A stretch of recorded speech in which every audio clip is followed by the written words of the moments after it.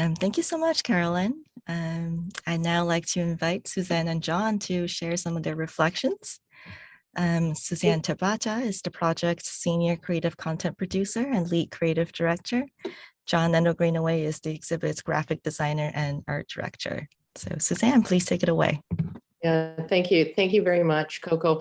I wanted to thank the folks that are on this call today.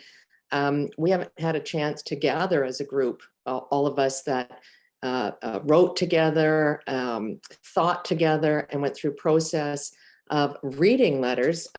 Shout out to Laura Fukumoto, whose sample video was the one that we did well before we sort of launched the video production, and you really sort of hit the bases and allowed us to play with you several times, and you kept on coming on callbacks with that dress that you were wearing. And so I want to shout out to you and to Carmel, of course, and Brent, who else, and of course Tosh, Kitagawa, and Aki, who are our elders and deserve the utmost respect for their participation in this project.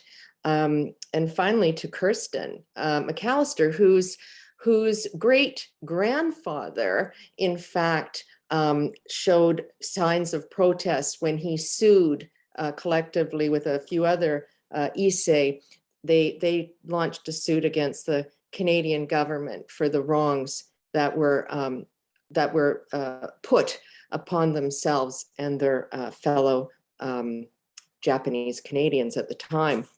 The one thing that I wanted to say, sort of from a creative point of view, as somebody that works in the community right now full-time on BC redress, so please no one write a protest letter to the BC government right now, because we're sitting in the Premier's office and they have already heard enough letters from me. So please, we're just hold off on letters to the Premier. Or anybody in the provincial government. Let's put a moratorium on that, at least for 3 more months.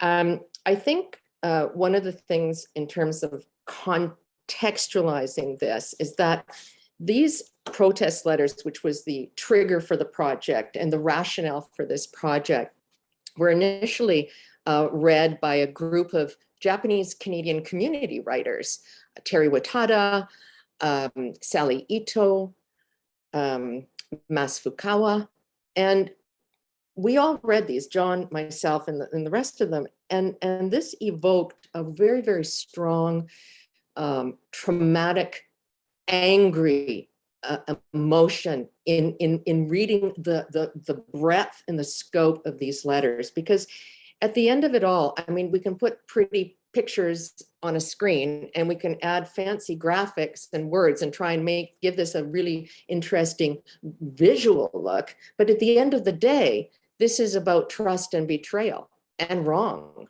And that what is so interesting is that it shows a counter narrative to what we have often thought of as the Japanese Canadian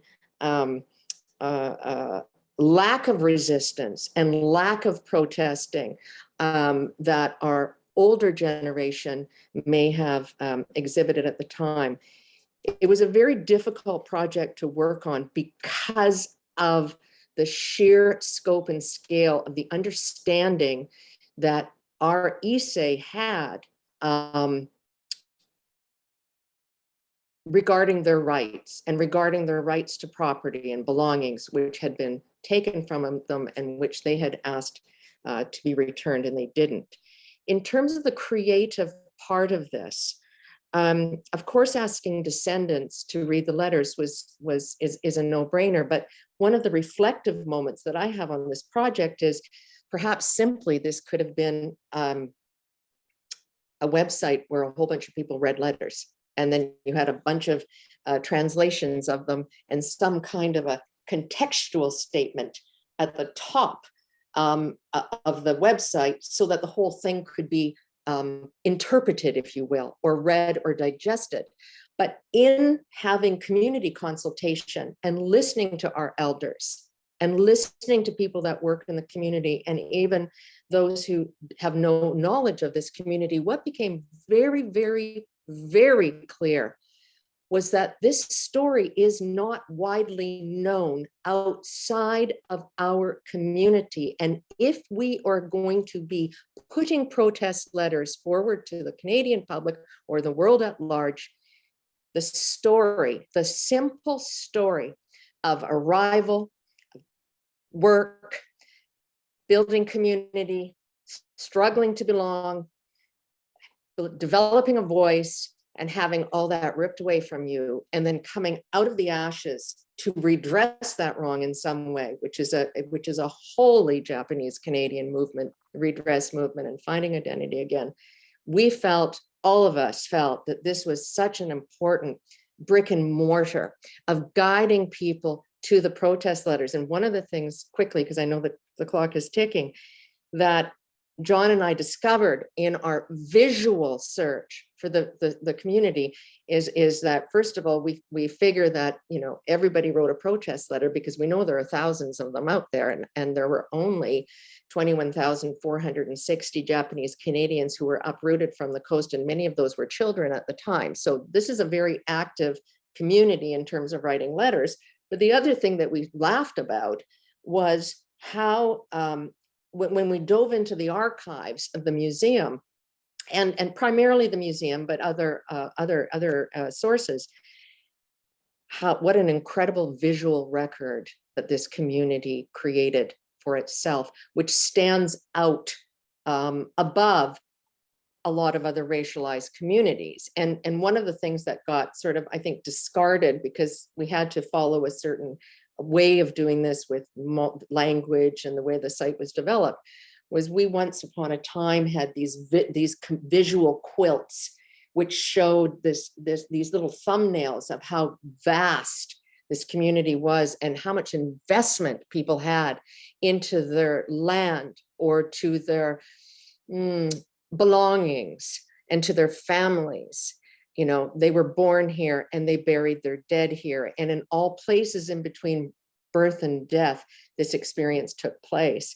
So segueing into the visual part, as we know, the Japanese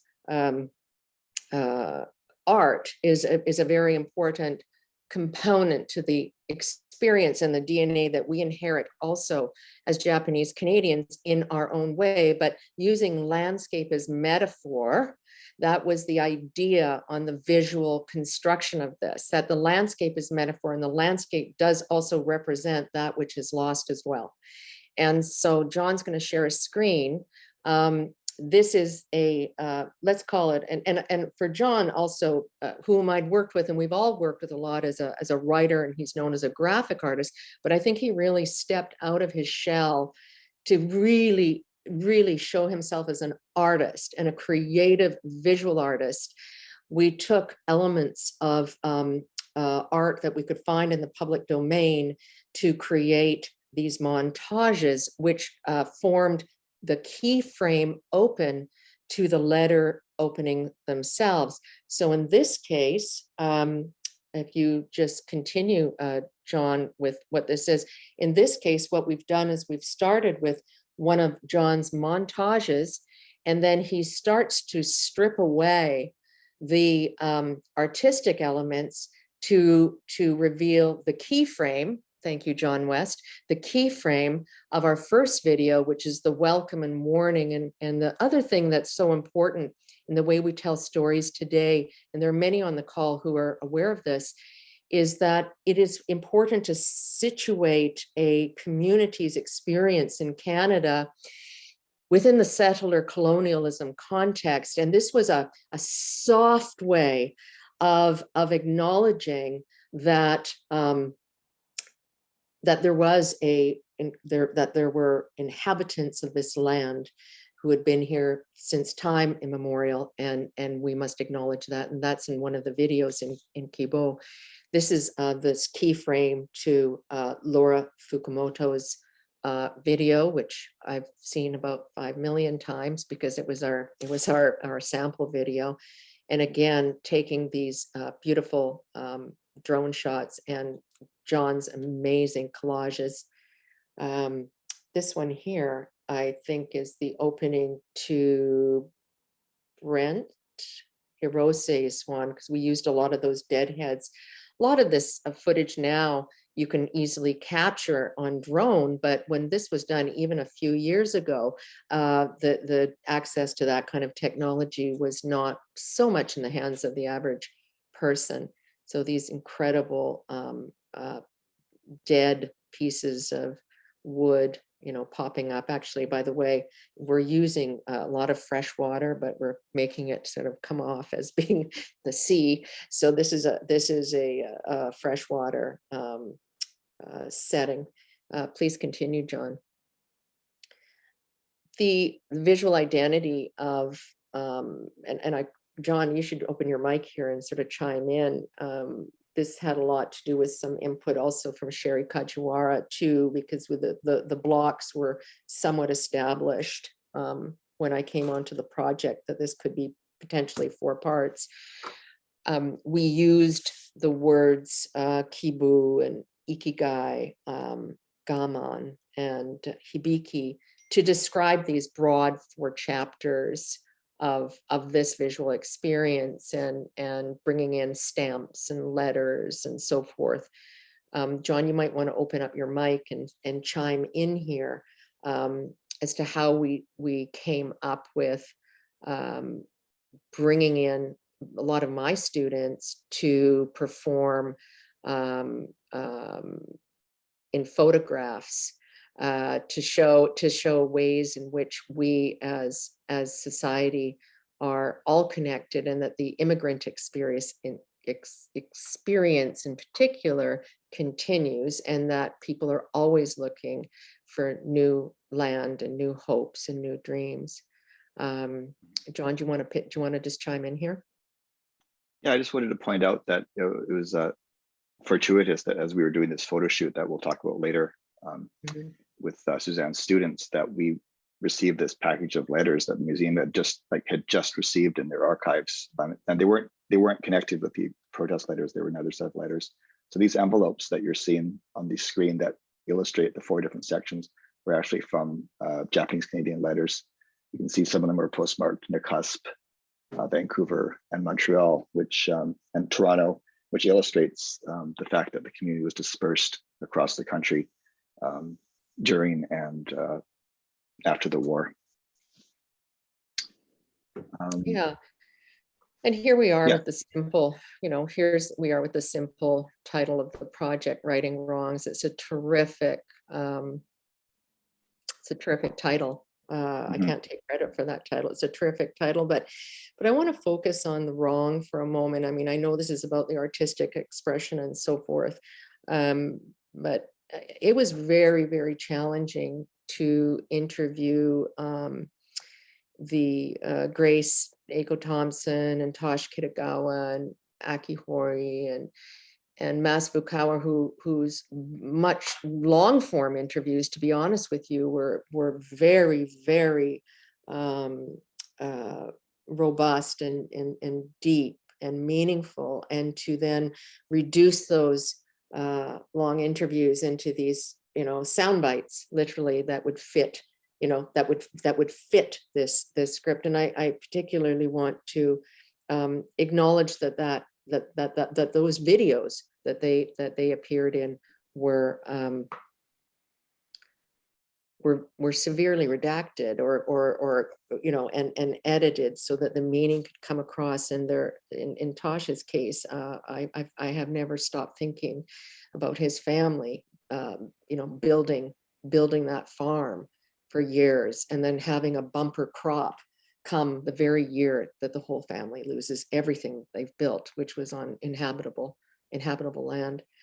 So I just want to make that mention. And coming back to the creative, John, these figures or characters that we chose to photograph were then incorporated into stills throughout the entire website. And there you see, oh, there's Laura again, and the great Canon Suzuki Hewitt, who's a terrific theater writer and director, but also a great actress. And these are very illustrative, I suppose, of people coming, and just so beautifully done, John. Yeah, in this case, we managed to find a photo of Meiji era Japan online, and so was able to superimpose our actors onto that scene, and we use that graphic approach throughout of layering historic images with Japanese woodcuts, and just trying to create that sense of depth and layering, and that sense of dislocation of people landing in a strangers landing in a strange land and having to reinvent themselves in this new land. And so here's one of the boats that carried the Japanese Canadians arriving on in Canada, which was basically at that time was very shortly after BC joined the Federation, and arriving, of course, in this land. So taking this approach of layering and superimposing. Here's the Asahi baseball team on the site of the actual Oppenheimer Park a while back. And it's so beautiful the way that this has been constructed, and there's always that question between the writers and the production designers, right? So the writers are about moving the story forward and ensuring that the sense of that text is felt, and that would involve, of course, reading letters. And then on the other hand, we've got the production design, which is every picture tells a story, and a picture is worth 1,000 words. And certainly the same holds true with the photo archives that have been amassed over time and quite well curated or collected by the Nikkei National Museum and others. And one thing I think we discovered in the process, John, was these people that were from all over the place. I mean, these weren't just local lower mainland stories. We found photographs, up the coast, west coast of Vancouver Island, some in sort of the Haida Gwaii area. We found photos everywhere. But getting back to this beautiful, beautiful production design, we are down to 1 minute. We just wanted people to be able to pause and reflect on it, on how beautiful things were. Yeah, so as I think we're coming to the end of our part, so I think this was a really amazing idea that Susanne came up with, was to bring in her students. Actually, this first slide is not her students; these are the actors. But maybe you could talk about your international students that you were working with, and that really was a beautiful way to tie up the site, I thought. Yeah, so I know that the clock is about to expire, but all of these folks that are in this, I believe this is a Hastings Park picture, photograph, is it not? Yes, and every single one of these students of mine are all international students who are trying to immigrate to Canada. And for one, refugees, some of them are just trying to immigrate into Canada, and a couple of them were actually fleeing danger in from their homeland and so forth, and are on varying stages of actually trying to immigrate legally. So here they are, and here they are mixed up, and take a look at that montage, and the story continues, and the story of arrival and setting your planting your seeds into a new land and building your hopes and dreams continues. And we hope that the idea of that continues here and permeates, along with the idea of course, protest letters and empowerment, and being empowered to write those letters, which I think is the part 2 aspect and element of what is going to happen today with Carmel. Thank you very much.